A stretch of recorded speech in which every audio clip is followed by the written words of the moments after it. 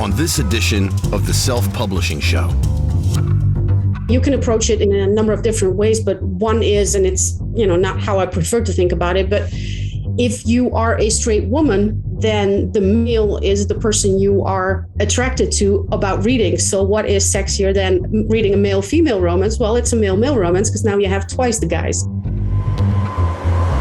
Publishing is changing. No more gatekeepers. No more barriers. No one standing between you and your readers. Do you want to make a living from your writing? Join indie bestseller Mark Dawson and first-time author James Blatch as they shine a light on the secrets of self-publishing success. This is the Self-Publishing Show. There's never been a better time to be a writer. Hello and welcome to the Self-Publishing Show with me, James Blatch. And me, Mark Dawson. I'll tell you what, Mark Dawson, it's quite nice. I've had to turn my air conditioning off because of noise levels. We're at the point where I need my air conditioning on. It's April the 11th. Yeah, it's nice to hear as well. You hear in the background here right now. We have work on the barn progressing. So they're actually paving at the moment. So they're cutting through paving slabs. So that noise you can hear in the background is. Is it all sparky? You should get your slow motion camera out and do some footage. Oh no! I should have done that about a year ago. Would look. No, the sparks, and they cut the paving slabs. Oh, I see. I don't think it is sparks. No, I think it's stone they're cutting. So probably not that sparky. Welcome to Stone Cutting Podcast Weekly. It is noisy. Yeah, it is noisy. I can hear that. Okay, well, we can talk over it. Well, here we go. We are about to hear from somebody who understands how to write in a subgenre and get it right and deal with the trials and tribulations, particularly in romance. There is no more political genre than romance, I would say. From having observed the writing world over the last few years, it can be very political in certain areas, and that's quite an interesting aspect of the conversation today. But understanding your subgenre, servicing readers, sounds rude. Servicing readers' expectations, such an important part of it. And by the way, I've just recorded an interview with somebody who writes cozy mystery, and it's absolutely spot on those aspects as well. So that's coming up with Benedict Brown, probably next week or the week after. Meanwhile, let us talk about the show. Now, we're not going to announce it today, but I know we're close to having our schedule done for the 2-day conference we're going to hold in June. Ticket sales have started to go like this suddenly because I think people getting a little bit closer, knowing that we're going to have to cap it at some point for space in the hall. But we will have some for the next few weeks, I imagine. That's selfpublishingformula.com/SBS Live, Self-Publishing Show Live, that stands for. Grab your seat and come and join us in London. And we're going to have a few drinks in the evening and have some fun, hopefully in some nice warm June weather. Although June isn't always nice and warm, but... Well, we'll see, won't we? Yeah. We'll see. We didn't mention this beforehand, but I was in London on Thursday. So I went to, speaking of publishing shows, I went to the London Book Fair on Thursday. So I normally would go Tuesday, Wednesday, Thursday, but just because of the way it lined up this year is the kids' Easter holiday. So we were on holiday for the first part of the week, and Amazon asked me to go on the Thursday. So I got up very early Thursday morning, a very small station in Suffolk, and got into London. And it's I said to my wife, Lucy, afterwards that I didn't eat anything. I had nothing to eat all day until at 11 o'clock at night. Because you just forgot to eat. I forgot to eat because it was just, you know what it's like. It's very, so I kind of, got in on the train and it was all kind of connections were quite close together. So I didn't have time to stop to grab anything. Got into London. Then I was at the fair. I had meetings lined up. I spoke on the Amazon stand at 2 o'clock. And then I think I was probably speaking to authors for 2 or 3 hours after that, left about 5, rushed for the train, got home and then realised I'd had 2 cups of coffee and that was it. So I had a Greg's sausage roll at Ipswich Station at about 11 o'clock. So can't go wrong. Living the dream. But it was a really good day. What was the show like? Was it busy? Well, Thursdays are always quiet, as you will remember from when we've been together. So compared to how the show is on the Monday and the Tuesday would have been, or the Tuesday, Wednesday would have been quieter. But even so, and speaking to people who were there all 3 days, they thought it was about 30% down in terms of footfall, which looked about right to me. I thought the publishers, all of the publishers, including the big ones, had spent much less on stands this year. So it was either a question of they spent less or they weren't able. I heard the organisers were they weren't offering quite the same packages this year because of COVID and stuff like that. So it felt quite small. Some of the other halls were closed for the building where it was going on, so it did feel more compact than normal, but it was still good fun. I did a panel with Rachel McLean, who is one of our speakers at the show, and with some fairly senior Amazon staff with her as well from all of the European territory. So Darren Hardy from the UK, who'll be at the show, Frank Euler from Germany, who will also be at the show, and Andreas, and I don't remember his second name, who does Spain, Italy, and France, and he will also be at our show. So they'll all be there. So a good chance to meet Amazonians from the different stores.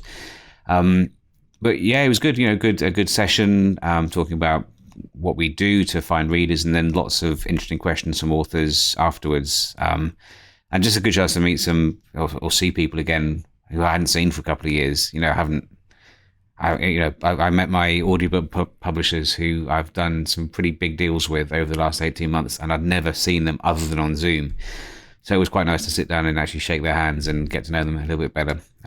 So you can't really beat that. Zoom is fine, but it's not quite the same. No, there's definitely a place of being in the same room as people. And again, the interview I've just recorded actually a few minutes ago with Benedict Brown, he said going to our conference was the pivotal moment in his career, the inspiration he got from it, from sitting in the room and thinking, I can do this. So yeah, for all stages. Oh, good. Well, I'm pleased you had a good day. I was up in the Highlands of Scotland, so I'm afraid I missed LBF this year. I know a few people got together. I saw Elaine Bateman and others, and John, I think, got themselves into a room at some point. It sounds wrong. Got themselves into a bar with a few others. You're all over the place today. Yeah, there was an Ally 10th anniversary party on the Wednesday that I think was probably what she was referring to. And yeah, I had a good chat with Elaine. Yeah, so it was nice to meet her. She's actually coming down to stay with us. Is she? And Craig Martell are coming down when Craig does his trip around the UK quite soon, actually. Yes, I'm going to have dinner with them in Cambridge, I think. Yeah, well, he's coming to have dinner with us in Salisbury. Thanks for the invite. Well, you've invited if you want, but... Well, it's no good now. I wouldn't go if you invited me now. Well, that's good because you're not invited. But, so that'll be fun. And then I think he's off to either before or after Madrid. Can't quite remember if is it before or after? It's before Madrid. Madrid's in June. This is in May, end of May, I think, isn't it? That's right.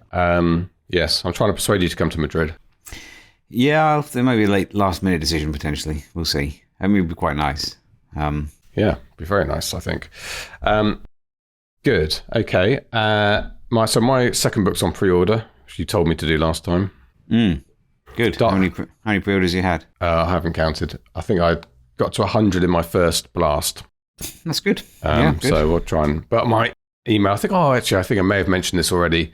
I combined my email with my competition winner results, and I did notice that the open rates were a bit lower. And I think some of those keywords just goes, it's the email spam catching. We'll know this from SPF as well, and Hello Books. It's more militant now than it ever has been, and getting emails through to inboxes is more difficult, more challenging. It's worth spending some time on that. We could actually even do a podcast interview with somebody who's a specialist in this area. Keywords, so competition winners, that sort of thing. It's the sort of thing people write in spam to try and get you to open an email. So you might be doing a genuine competition, but some of those words will just mean that the email doesn't get as widely read. So, but anyway, yes, I'm in the process now of just of making some sort of reader suggested changes, but the book's pretty much ready to go. Yes, I think that's all our preamble. I haven't got anything to preamble about. Have you? I could preamble for hours, but no, probably. I know you've got to dash off, so I can. On the preamble front, I sat in on. Did I tell you I sat in on the Sell More Books show? And Brian does a very structured preamble, like a series of stories. They've always done that. I think him and Jim started this years ago on that. And it felt very different from our free-flowing banter. But I'm not saying one's wrong, one's right. There's, horses for courses, I suppose. Whatever you fancy, there'll be a podcast catering for you. Oh, I should say, the Six Figure podcast, which is one I don't listen to many these days, but that would be one I do listen to with Joe Lallo. Oh God, I'm going to remember now. The three of them. Yes, Lindsay Broker and Andrea. Second name eludes me at the moment. Sorry, Andrea, which is very bad of me. But I know they've had a really good podcast for a couple of years now, maybe more than that. And they're just winding it up, and I think their last one is this week. So that would be one I would recommend. If you haven't listened to them, just going back through and listening to the back catalogue would be quite valuable. So one that I have enjoyed. So sad to see them going.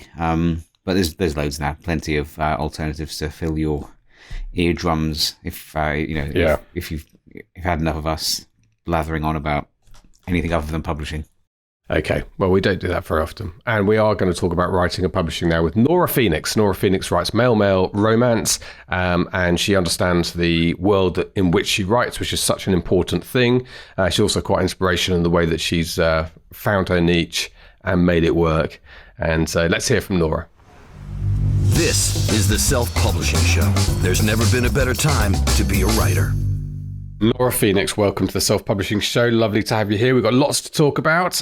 You've been tremendously successful in your writing. So let's start there. Let's start with your writing. And I've read a little bit of background that you've sent to me. But for people who perhaps don't know you, how did you go from 9-to-5er to self-published, very successful self-published author? Well, thank you, first of all, for having me. My story is, I think, a bit extraordinary. I think a lot of people do go from, a normal 9-to-5 job and then slowly transition into writing. I started out writing full time, basically because it was a sink or swim moment. So I've been writing since I think I was a teenager. I still have those stories. They're super adorable and cute and, really naive. You read them now, you go like, oh my gosh, it's so sweet. But I never really thought it was a viable career option. I mean, that's what the high school counselors tell you, right? Like being an author is not an option. It doesn't pay the bills. And so, I did something more practical, had a career, got married. We moved from the Netherlands to Germany, then from Germany to the US. And then I got divorced. And that was one of those moments where I was like, okay, I either have to take a full-time job to support myself and my son, or I'm going to write full-time. And with full support of my ex-husband, who, by the way, is amazing, I decided to jump into writing. And he said, I'm going to pay you basically the equivalent of a full-time salary for 2 years. And that's going to be your chance to make it. So it took me 2 years. Actually, it took me a year of preparing and writing. And within 1 year of publishing my first book, I had made my first $100,000 in sales. And I was able to support myself and go back to my ex-husband and say, thank you very much for your support. I no longer need it. Wow. Okay. Let me unpack some of that. I'm a year into my having self-published my first book, and I think I've made about £5,000. So how on earth did you manage to do that commercial success so quickly? I think a lot of it had to do with preparation. I started my journey at the end of 2016. I didn't publish my first book until October of 2017. And that whole period in between, I did nothing but write and research and do more research and write. And so by the time I did publish my first book, I had 3 books ready to be published. And I had basically written an entire launch plan, and I followed it to the letter. And I know this is not something that will work for everybody. I'm a super organized person. I'm very methodical. I have one of those type A personalities of, getting shit done. And so this is what worked for me, but I made a plan and I followed it. And that to me really is the core of my success, is not just trying, but doing. I did Yoda, do or do not. There is no try. That was it. We always love a Star Wars reference. And you write, yeah, of course. You write spicy romance. Is it exclusively male? So yes. So male homosexual. Yeah. I'll get confused with my language. Two dudes, basically. That's what you write. 2 or 3. Yeah. Or 3. The more the better. Well, it is 2022. Yeah, it's gay romance, also referred to as male-male romance, because technically gay romance is a broader category and can also be lesbian romance. But male-male romance, yes, in its broadest sense. That's for now exclusively what I write. Yeah, and why choose male-male romance? It's something just that you wanted to write and you enjoy it, obviously. I came across it right as I was making the plans to go writing full time. And so obviously you have to pick a genre. And one of the things I, learned in my research is that you have to pick one subgenre and stick with it, at least in the beginning, so that you build a clear brand. And I was a little burned out on most male-female romances, which I've read since I was a teenager. I came across this genre. I did my research. It was at the time a very viable genre, very underserved, where there was a lot of room for growth. And so I jumped on it, and I genuinely love it. I still do. So there's quite a commercial decision as well. Yes. So obviously, yes. I mean, the biggest selling authors on the planet tend to be, I guess, trad romance, contemporary romance authors. So that is a big viable genre. But within romance, you saw this as an area that you could specialize in, that could have yes. growth potential. And you were right. Contemporary romance in itself is, if you write just contemporary romance, that is, I mean, it's a huge genre. It is so hard to break into because the competition is just absolutely killing. So I wanted a smaller niche where I was more able to, I don't know, not so much have an easier time, but just, where you're really focused on, okay, this is the market I will be serving. And I think that's really paid off. And in terms of the tropes for story and plot and so on, is it broadly the same as if you were writing a contemporary romance, or did you have to research this particular subgenre and hit those expectations? There's a lot of similarities. There's also some sensitivities because you are writing queer stories, you are writing LGBT plus stories. And so you absolutely have to do research and make sure you get some of the details right, and definitely some of the, the sensitivities. I always mention protected sex is a very important example, which you don't come across as much in male-female romance, which is a huge issue within gay romance, is, using condoms or, however you want to. It's not the most sexy thing, but it matters in this genre, especially with, so many having a history of the community dying in the 80s of AIDS. That trauma is still there. So you have to be very careful, to be sensitive in that area. How did you get yourself so well genned on this? You simply read into the subgenre? Did you talk to other authors or? Yeah, I talked to a lot of authors. I read a lot of romances, also tried to read a lot of gay fiction written by gay men. The difference is that within romance, the majority of the authors is female. Not all. There's plenty of male authors, but the majority, or non-binary, but the majority of the authors is female, as is our readership. But I definitely wanted to look beyond that and do research. So I read a lot of nonfiction books just to get a good idea of the history, Stonewall, the uprisings, the history of the queer community, definitely the AIDS epidemic. And other than that, just, question a lot of gay friends that I have. How does this work? How do you do this? How do you see this? So that's been really important. Is the readership predominantly gay men, or is it wider than that?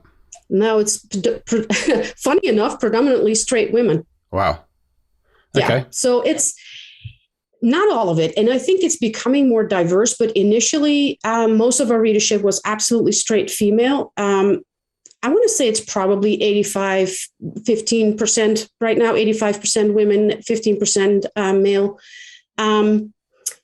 It's just women read romance, and this is just one other subgenre for them. And I mean, you can approach it in a number of different ways, but one is, and it's, not how I prefer to think about it, but if you are a straight woman, then the male is the person you are attracted to about reading. So what is sexier than reading a male-female romance? Well, it's a male-male romance because now you have twice the guys. Yeah. For or maybe three. Or maybe three, I'm not, yeah. The more the better. But for some readers, that is how they ended up. And for me, it's more about the dynamic. I'm not dissing male-female romance at all because I still read it and I've always loved it. But at some point, I did get a little tired of some of the dynamic. It's gotten better in the last couple of years, but sometimes the dynamic was a little too much. Oh, alpha male, and she's the innocent librarian virgin. And, that gets a little tiresome. Like, I want to see a woman kick ass and just be a strong, independent person on her own. And that is a dynamic that you see much more in male-male romance because you have two guys. You don't have that built-in power imbalance that you have in male-female romances. Yeah, which is interesting to me. That's intriguing, isn't it? Yeah, because there is it's also the set of assumptions that start with male-female, which just aren't there with two men. And I guess there's a balance in what you're talking about here about being more adventurous and doing things differently. The balance is, as we know, some readers are nitty about what they expect out of the book, and you must probably, I expect, get some notes from readers sometimes saying, because that's why a lot of readers pick up the same author over and over again, because they know what they're going to get. So you have to be a bit careful, don't you, in how adventurous you are? Yes. I am lucky in the sense that I have established a readership that is quite accepting of me trying some different things within MN romance. Not all authors can get away with that. I think if you're a little bigger, you have a little more playroom. If you are starting out, I always tell beginning authors, don't do it. You got to find, even within MN romance, you got to find that sweet spot and release a number of books there so that readers get to know you and know what to expect.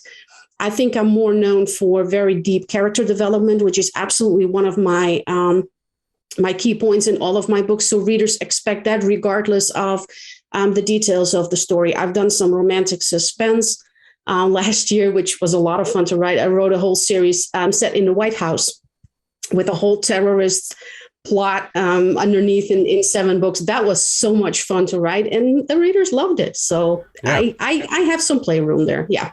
Let's talk about your writing process. I'm always intrigued by everyone has a different writing process. Now, I'm assuming from what you said earlier, you're quite organized and methodical about your writing. Yes. Okay. Yes. Outline that then. I started with, when I started writing, I started with plotting, and I would plot everything out on the index cards and, do save the cat and do this method and that method. And then I started writing, and I would inevitably get hopelessly stuck or bored, because to me, plotting in so much detail kind of felt like I've already written the book. Like there was no surprise anymore. It didn't hold my own attention. And so I read this book called Story Trumps Structure. And that was one of those books where I was like, wow, like eye opener, this is how I want to write. And so what I do is I develop a core plot, just a core idea of the tension, the conflict between the two characters. Why are they not together? What's keeping them apart? It is a romance after all. And then I develop the characters, and then I just start to write. And a lot of it is really knowing the character. What would he logically do next? He is faced with this situation. What is his next step? And that just requires really knowing your character. And I always compare it with, I don't know, Jack Reacher. Like, I love Jack Reacher. I love the books, right? If you've read a number of Jack Reacher books, you know how he is going to react in any given situation. He's smart. He'll analyze. He's also a big guy. He's, pretty keen to fight. So that's how well you need to know your characters, so that in this situation, this guy would use his hand. This guy would use his brain. This guy would just shut up and be quiet. This is a fighter. That's how I write, is very organically from the situation on. I do dictate. I'm an incredibly fast writer. I always feel like I have to apologize for that, but I am. Tell us how fast.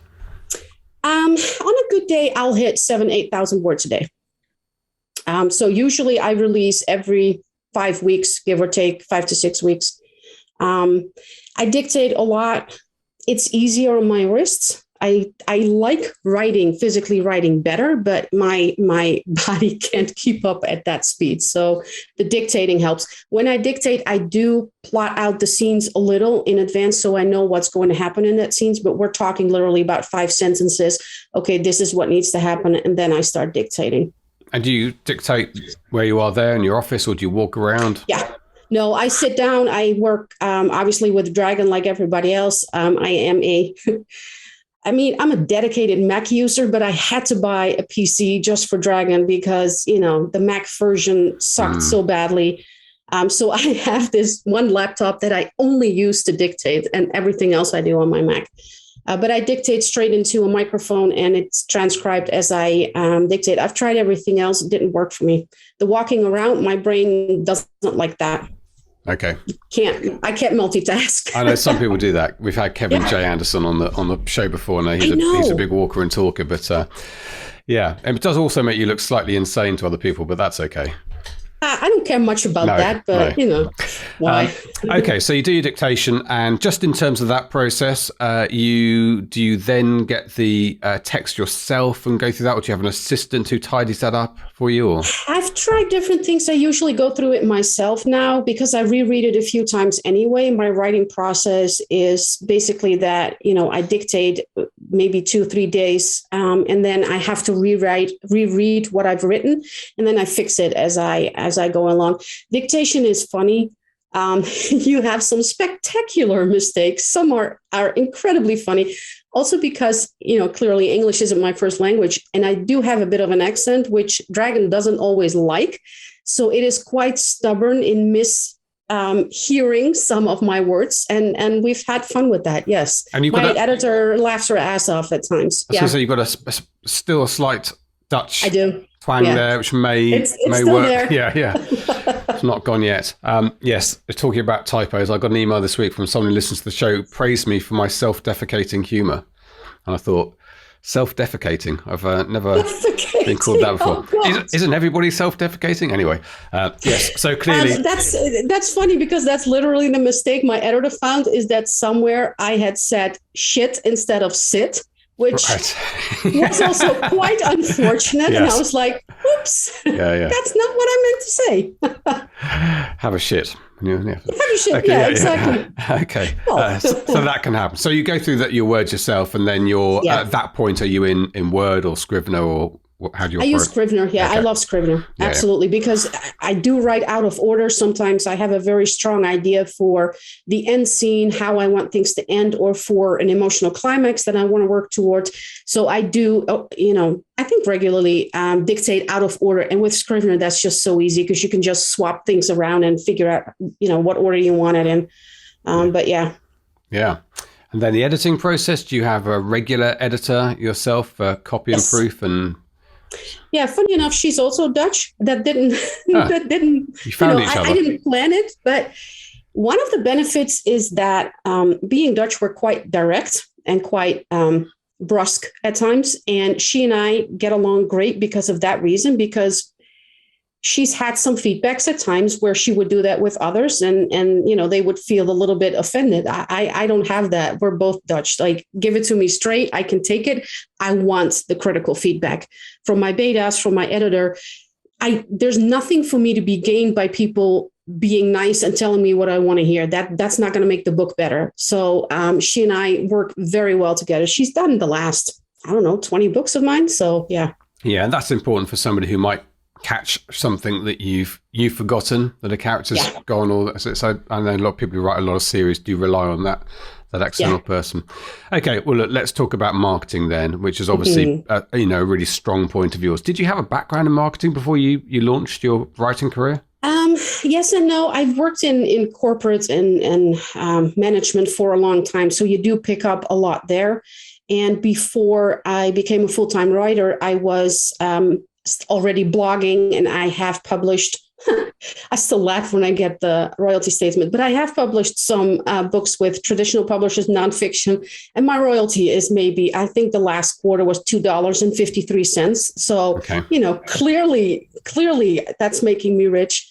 But I learned a lot from that process, and just picked up a lot of marketing along the way. It is something I enjoy, unlike a lot of others. I do generally like that idea of the business as well. I love the writing, but I like the marketing as well. So that's a plus. And what does your marketing landscape look like? Do you have a mailing list? I have a mailing list, which is about, where am I? 12,000, I think, 12,000 at the moment, which I build with, freebies, bonus scenes, reader magnets, things like that.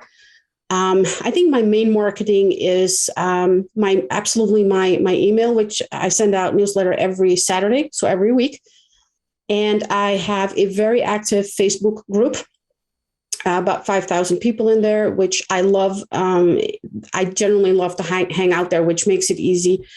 I'm trying to build personal relationships with readers. That's really kind of my approach. I don't run ads on occasion, but I want to say overall, if I spend 2% of my sales per year on ads, I would say that's about it, not much more. Wow. Part of that is because it's really hard in romance because we're very limited in what we can target, like Facebook.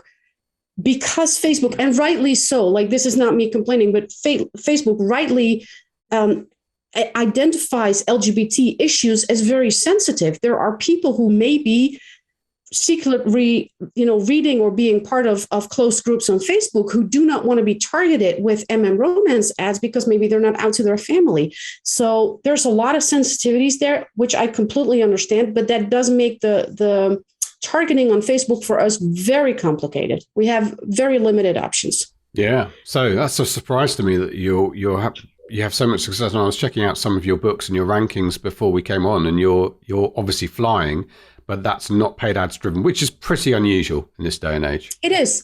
And the benefit obviously is that I know authors who make maybe 3-4 times as much as I in yearly sales, but their bottom line is a lot lower because they have to spend so much on marketing. I take home a lot of what I make, which, that's a benefit. I think it's just really a different approach because from the start, I didn't want to rely on ads. I've done Mark's course, obviously. I've run Amazon ads. I do still do them on occasion, especially in other countries, France, Italy, Germany.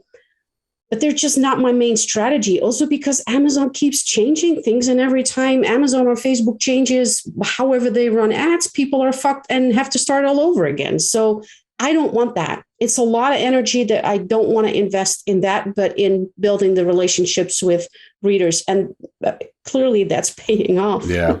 Yeah, on the recent revisions that you allude to that Facebook's made, they've just taken Royal Air Force away as an interest, which is really annoying for me because it's such a big thing. But maybe for security reasons or whatever, I don't know. But anyway, it's gone. But yes, it changes all the time. You have to keep on top of that and have to, it's a whole world. But you don't need to do it. So you've got your mailing list, you've got your 12,000 people there, and then it's organic beyond that, I guess. Is it newsletter swaps and you do free booksy and stuff?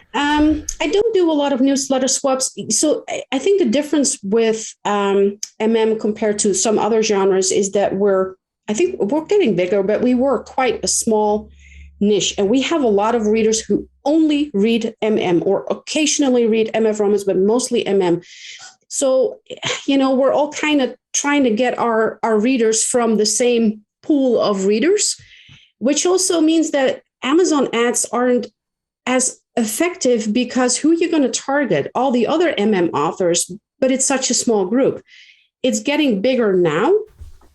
So you're well known in the group. That's primarily So you got your. I'm not the top. I'm not the top, but I'm definitely inching there and pretty well known. Also because I do send out the weekly newsletter, which is one of the most known ones. I do a lot of promo for other authors in my newsletter. I have a website every Saturday where I release weekly deals, as I call it. So some hot new releases in romance that I pick myself, 99-cent deals and freebies. I do that for free. So other authors can send me their books that they know they're going to have on sale and I will list them. That is just something I do for the community, just to get our books out there. Obviously, my biggest goal is to grow romance as a genre, is to get more readers. And we are growing. The genre is absolutely growing in numbers, which I'm really excited to see. Yeah. And do you get Kindle daily deals and Kindle monthly deal offer as well? Or is there the same hesitancy over the sensitivity of emailing somebody and getting them in trouble type thing? So funny enough, I do get them outside of the US. Right now, I have 2 of my books are 99 cents for the whole month on Amazon France. I have 2 that will be, I think, next month in Italy. My translations, not my English, but my translations. Amazon here has offered me some deals that were just not interesting for me. And I don't know what I have to do to get a BookBub deal, maybe sacrifice a goat in some ritual way. I don't know, but I've had one and I've applied, I think by now 350 times, if not more. I have an Excel sheet. So I've now stopped. I've decided that is not a good use of my time.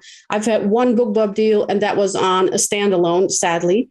So it paid off, but not that much. So I don't know about that. They don't want me, I guess. They're tough to get. I've had two infused books, and yes, I got turned down with my own book last month. So yeah.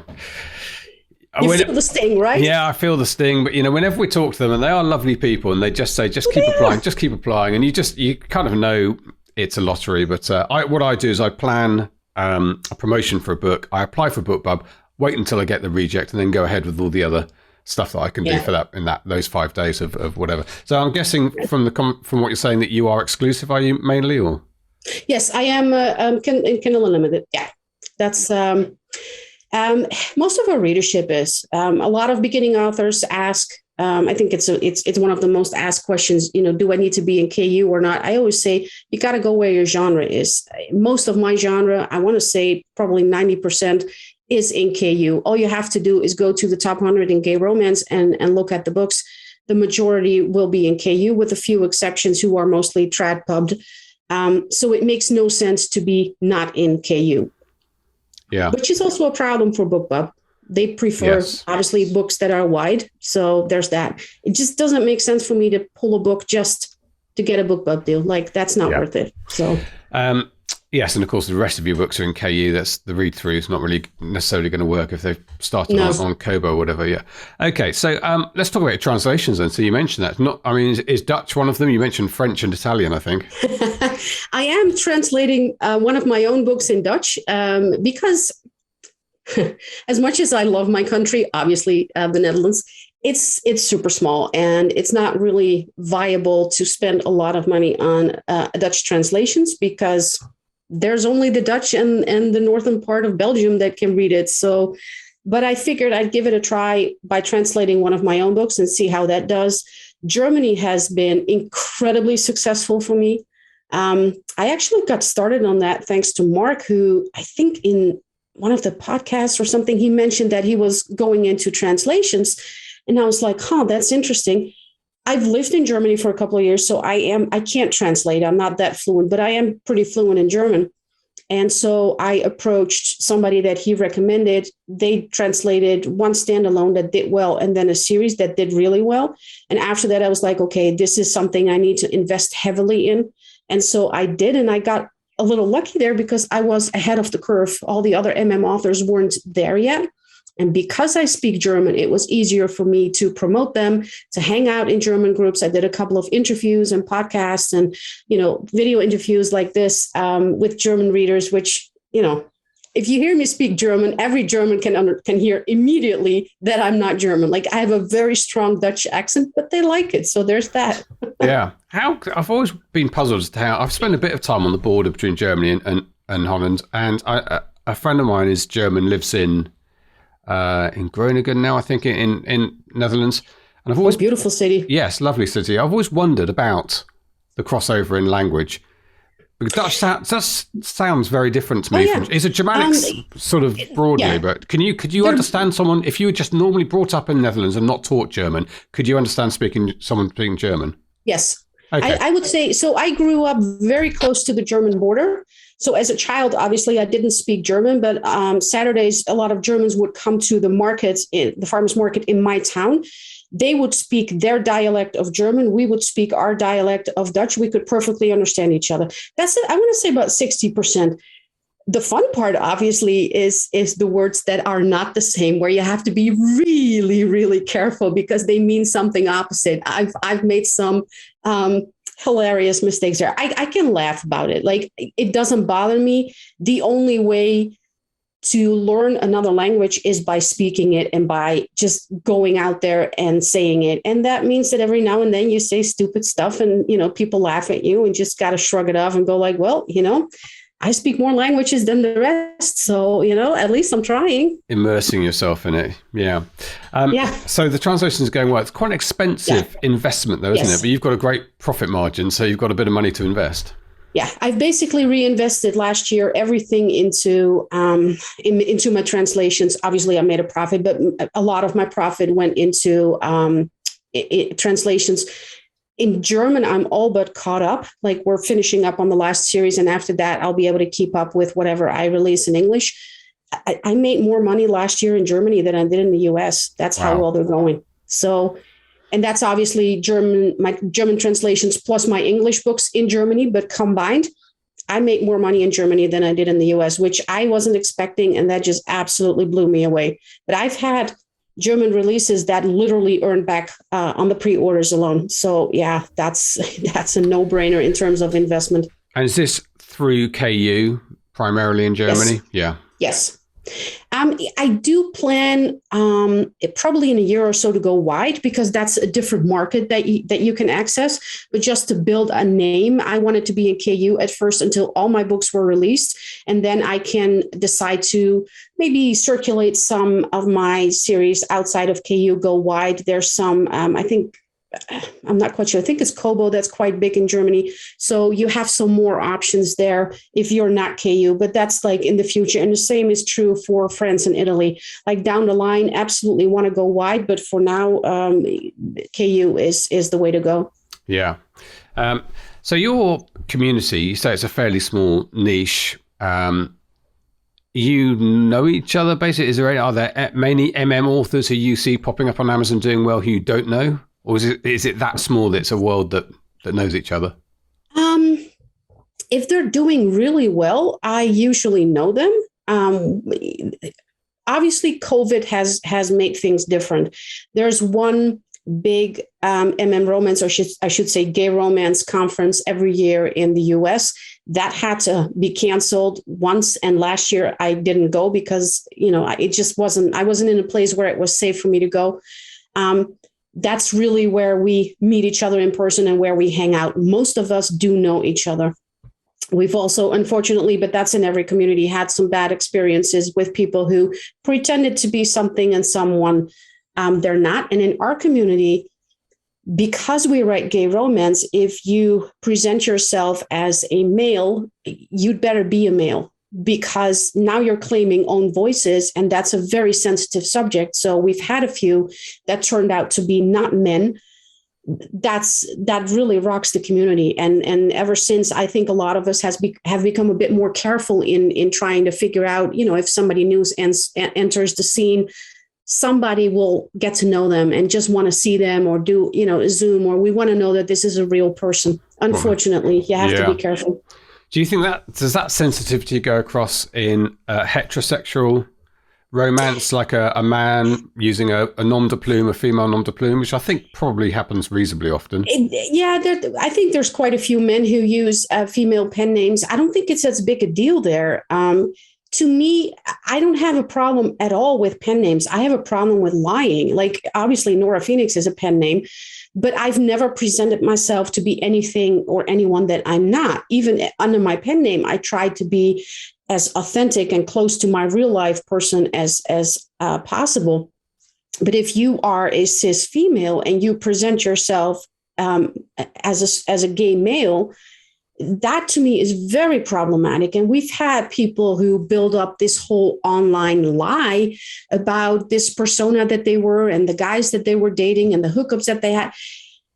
That's not, like I say, you're claiming own voices. And I have a huge problem with that, because you're pretending to be something and someone that you're not. That's lying. Yeah. That's different than just saying, oh, I'm a guy. I know female names sound better in MF romance. I'm going to take a female name, but I'm not presenting myself in a certain way. I'm not writing posts that say, oh, I'm a 54-year-old woman with 3 kids. Like that's where you got to draw the line. Like, you can't lie. But then there's no sensitivity over what seems like a fairly normal situation of, say a cis female writing gay male romance. That's do you get pushback from gay men saying you I can see maybe you do. Now you've done it. Now you've done it. This is a very hot topic that we circle through, 2-3 times a year, where somebody will post something on Facebook or on Twitter being incredibly upset that cis straight females are writing romance. Now, a couple of things. I'm cis female. I'm not straight. So the straight part I do have a problem with. You can't see if somebody is straight, and you shouldn't assume, because not everybody is able to come out. I always say, look, you can't force people to come out just to defend why they are allowed to write something. But second, nobody asks Nicholas Sparks why he writes women. Like, nobody questions him on writing I mean, The Notebook, that's I'm not going to call it a romance because, they die at the end, but let's call it a romance. Nobody is questioning him about writing a lot of women and female main characters, and he's a guy, so why is there always that double standard that when women write something, it's a problem? I think there's some misogyny in there, and some of the criticism is absolutely right. Don't get me wrong. There are women who write male romance purely from a fetishizing point of view, which I have a problem with. That's now you're kind of using a community for your own profit or your own whatever gratification. That is something else. But I'm writing romance. I'm writing love stories. That should not be exclusive to any gender or any sexual orientation. I don't think it matters, honestly. So in your writing, you do try and earnestly depict realistic gay relationships between two men. I mean, the reason I'm getting this because the old sort of joke from men is that their idea of lesbians was presented to them by pornography when they were 18, and that's what they think lesbians are. And that's a bit of a joke amongst my lesbian friends, as that's not necessarily, James. They don't all come here with blonde hair, wearing skimpy. That's not how it works. But is there an element of that with what you're writing? Because you're presenting mainly for straight women. There must be some fantastical element to this. Yes. Look, it first of all, it's fiction, and second of all, it's romance. So is it realistic? I try to make the character development realistic. I try to make the setting realistic. There are always going to be elements that are not realistic, but that's in any romance. Like, in all fairness, if you write a sex scene, obviously the first time they have sex is going to be spectacular. Well, in real life, we all know that's not quite the case.